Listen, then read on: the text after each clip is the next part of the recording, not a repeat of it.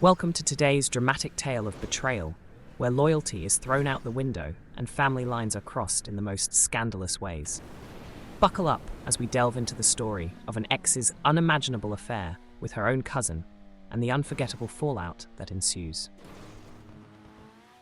For context, it was her cousin-in-law. Let's start this story by saying this happened 12 years ago. I'm now happily married with 3 children and regret absolutely nothing. I was with my new ex for 3 years. I had noticed that she was being extremely controlling.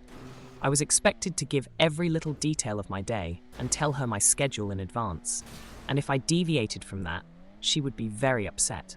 She chalked it up to just bad feelings she was having and shrugged it off as her paranoia for past relationships of infidelity. I had never once cheated or strayed, and I never gave her a reason to act like this. It felt unbecoming of my fiancé to act in such a way. Now this is where it gets juicy. After she had asked for my schedule to make plans, as mine tends to be more hectic than hers, I noticed she was texting someone. In my line of work, if I put in more than 40 hours, I have the ability to take time off at will, as long as the work is completed at a later date. I was very good friends with a brother, and still am. We laugh about this to this day, and he actively reminds her of it. I messaged him stating I wanted to do something special for her a little bit earlier than our anniversary to make sure it was a special surprise. They both worked in the same fabrication facility. He was a fabricator, and she a shipping manager. He was kind enough to let me know her schedule. That's where the discrepancy falls into place. Without my knowledge, she was foregoing overtime. She worked 12-hour shifts Monday through Friday, with the exception of Wednesday, when she would only work half a day. She had been taking Wednesdays off, right around the time that she started getting extremely controlling. Lucky for me, I had stacked several days of leisure time up, so taking a Wednesday off for me was not an issue. A few days go by, and Wednesday's here. I put on my work gear and leave for work. I was expecting her to leave, as our apartment complex had 2 exits on the same road I could see directly across from a shopping center, so I parked my car near the back and waited. After about an hour, I notice a very specific red Mustang with a specific decal on the back window. It was her cousin by marriage.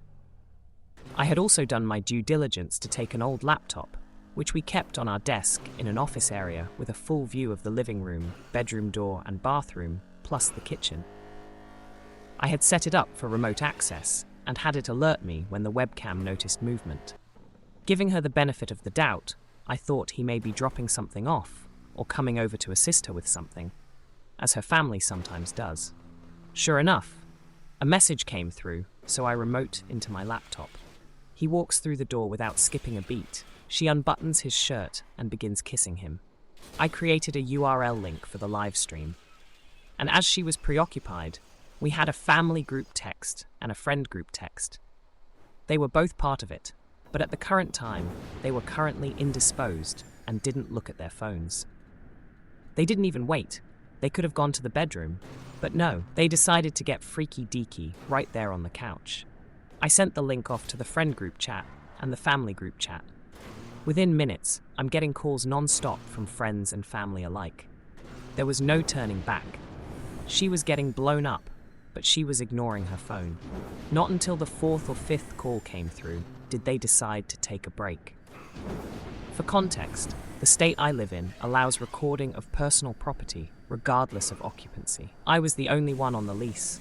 She wasn't allowed to be on the lease because of poor credit. The call she had picked up was from her cousin's mother, who she was banging.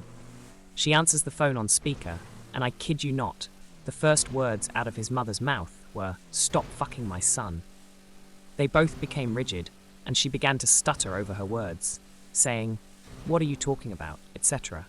The mother then divulged that there was a live feed of them sent out by me to her family. She grabbed every pillow off the couch and covered herself up. The cousin staggered off, trying to put on his pants and shoes, just to trip himself up and bang his head off of my coffee table, leaving it with a divot. By this time, I had made my way to the front of the apartment complex. I was there to greet the adulterer as he came out of the front exit.